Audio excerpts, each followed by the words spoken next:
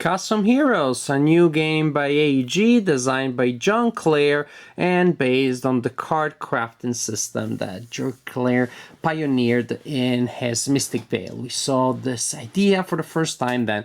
Card crafting is when you have a basic card printed on cardstock, sleeved in a transparent sleeve, and then you have upgrades that are printed on plastic, on mainly transparent plastic triangles with some text here or some illustrations there, and basically by sleeving that on top of the card, you don't cover it entirely, but you modify it, and basically you're changing the configuration of the card during the game. Mystic Vale was the first game that showed us that. I know that there's a game in preparation called Edge of Darkness, which is like a monster game, more larger, more complex than the previous ones, and maybe just for something, for a light exercise between the big games. Then AEG released Custom Heroes, which is a smaller game. It is based on a trick-taking engine, so very familiar, very common, very simple. The game is being released both in the US and in Japan at the same time. This is why everything is bilingual, and that also is why I believe the art has been clearly influenced by the Japanese market, for better or for worse. So that's an individual thing, whether you like it or not.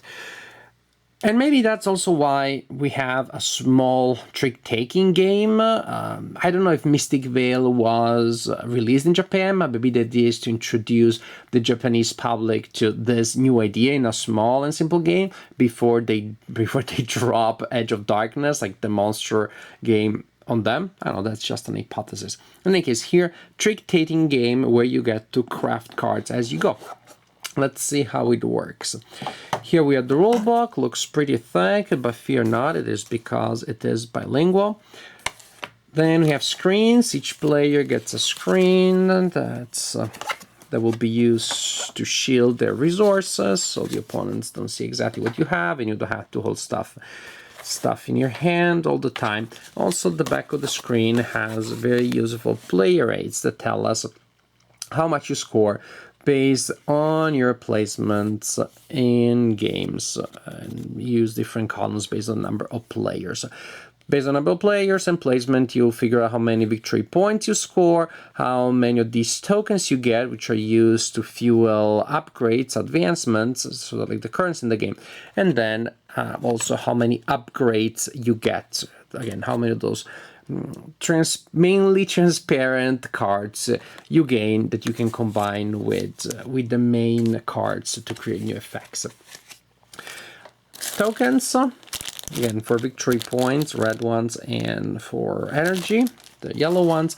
Now we have the main deck of cards here with these fantasy sci-fi characters with values between 1 and 10, and that's really all that matters. They do not have any other property at the beginning of the game, nothing that differentiates them. You will form a deck of different size depending on the number of players, so shuffle the cards, distribute the cards, and then players will start playing cards, and you're trying to get rid of all of your cards. If you're the first player to get rid of all of their cards, you won that round, and you get the associated benefits from being the first player that got rid of all of their cards. The first player will play a number of cards. That number of cards is now the number of cards that other players, if they want to play this round, also have to follow. So I played let's say I played 2 twos. Now everybody needs to play, if they want to play, 2 cards, no more, no less. However, you also need to play a set of cards which has the same number, yes, but also has a value which is equal to or higher than the last value that was played. So right now I have these 2 beautiful cards, but the 2s are being played. I cannot play that set, but I could, for example, play 2 4s if I could find the right cards to form that set. 2 4s, and now next player that wants to play needs to play 2 4s or 2 5 at least. If you play a set which is exactly the same value as the previous set, the next player skips their turn.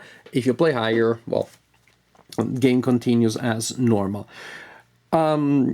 If you play bunch of 10s, usually you will win, you will block everybody because 10 is the highest value, but there are certain advantages actually that will allow you to modify that. And again, let's talk about the advantages and the advances, which really are what makes this game different from other trick-taking games.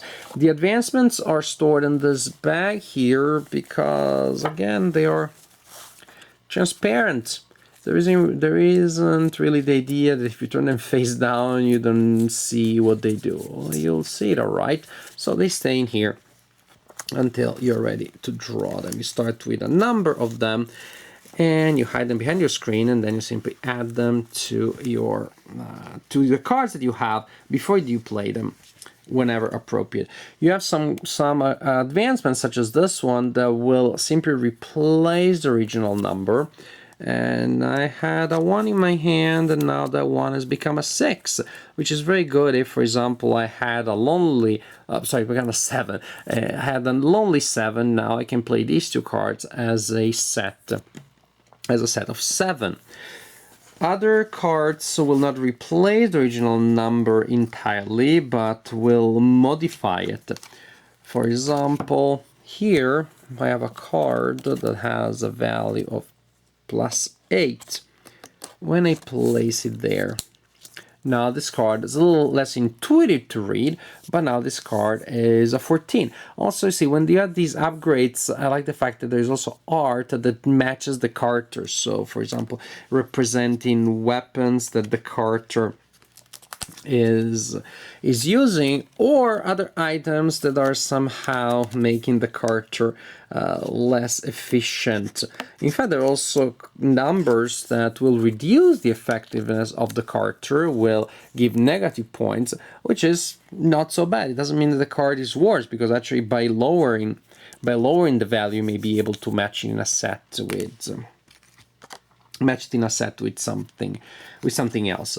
Other things that do not change the value of the card but gives it different properties. When you play a card that has one of these properties with this symbol, either you spend a token of that type to activate the effect, or you play the card as normal only for the numerical value and you gain a token instead. And this is, for example, what this card could do. Different types of improvements or advancements can be played on the same card. For example, this one already deceived that one, but we're gonna also change its value to 8. You see these slots here, different types of advantages or advancements have different types of color circles there. It simply means that to be able to play an advancement, you need to make sure that the new gem that is added goes in an empty slot. And once a card is modified, it stays modified. There is no way of taking the advancement card out and replacing it. So you're gonna have a lot of interesting effects with some absolutely unique art that creates interesting situations.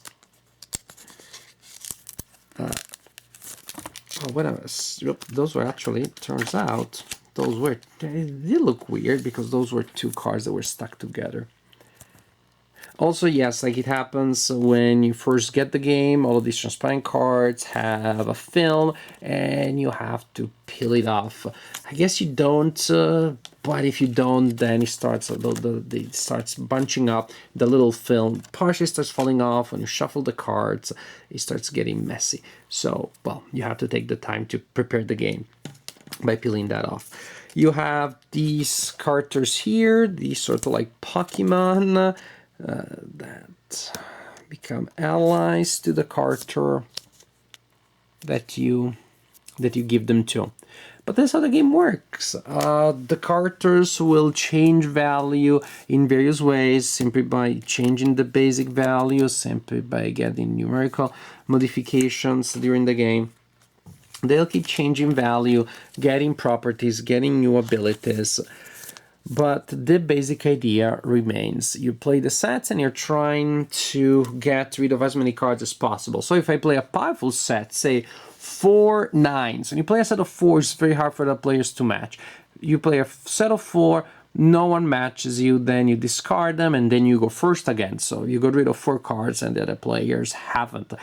So that's why you want to win the trick, because you want to go first and play sets of cards that will allow you to force the opponents to pass, because if they pass, you are discarding cards and they aren't. Play like this, try to discard as many cards as you want, that scores you points, you gain resources, advancements, the cards keep changing. They all go in a communal pile, so after I made this card strong or weak, then it may go to anybody, to me or to somebody else. Don't get too attached to the cards, because you don't know where they're gonna go next. Actually, there's a super powerful advancement that is worth noticing, which is it pretty much replaces the card entirely. How does this lady turn into this guy is a little bit of a mystery to me. The number doesn't change. You see that card there has an empty circle, so the number doesn't change.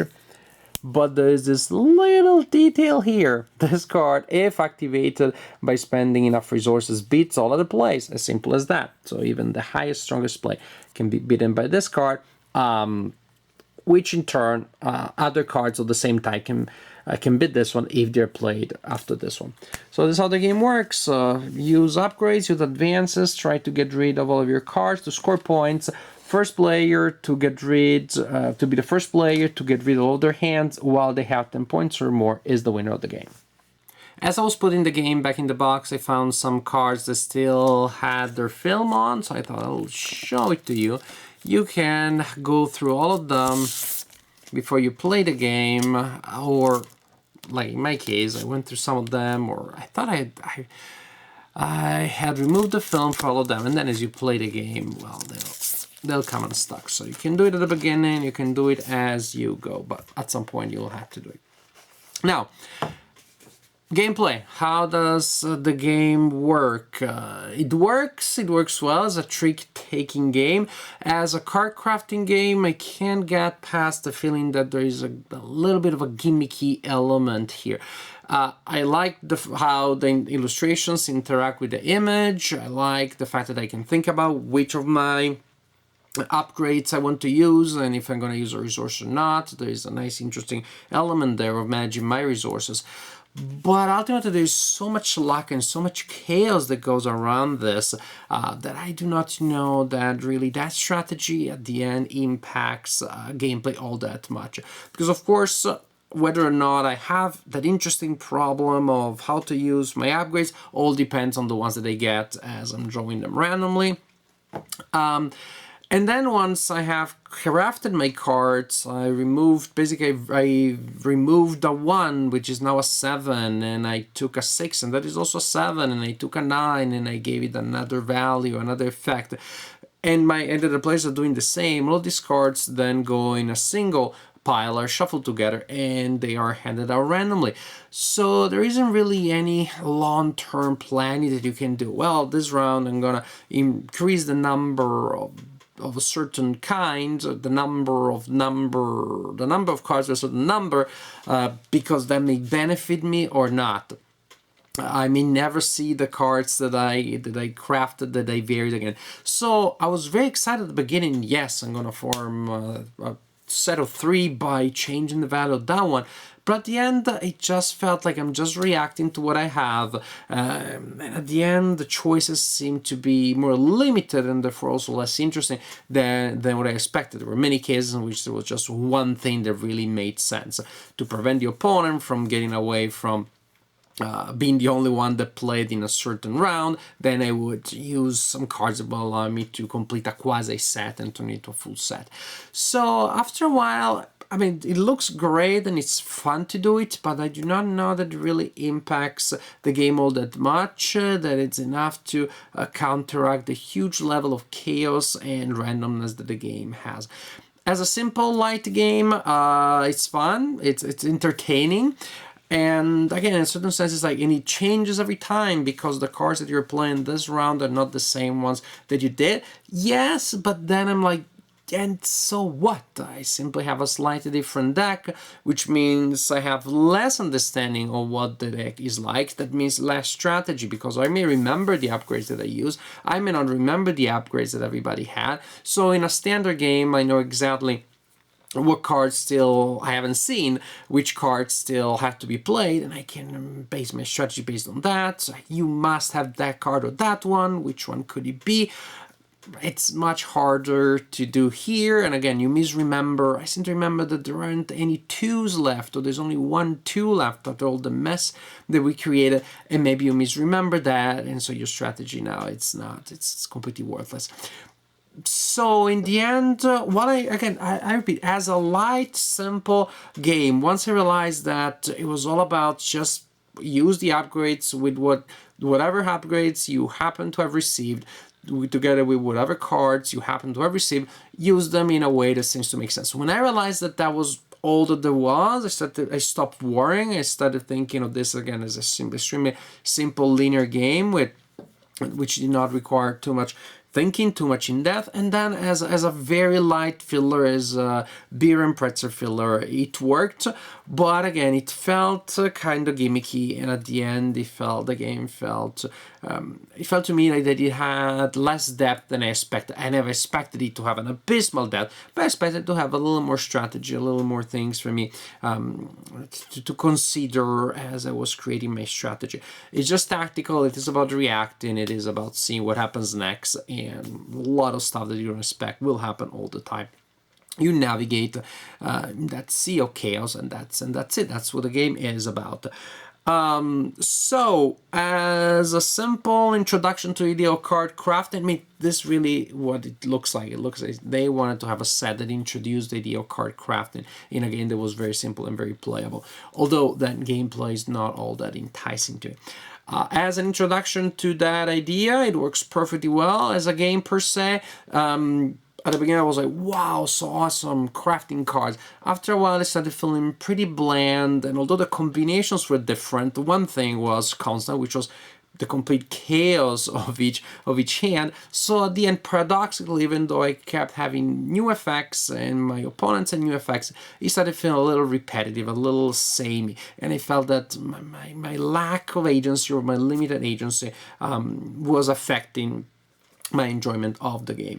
Overall, when you balance the fun of the card crafting, the new effects, the very pleasant production with the new elements that integrate with the illustration, you balance that with gameplay that I didn't find all that exciting, I would say it's not a bad game. It's not a game I'm going to condemn, but not even one that I'm going to praise all that much. Somewhere in between, I would say it's an okay game. This game to me is okay.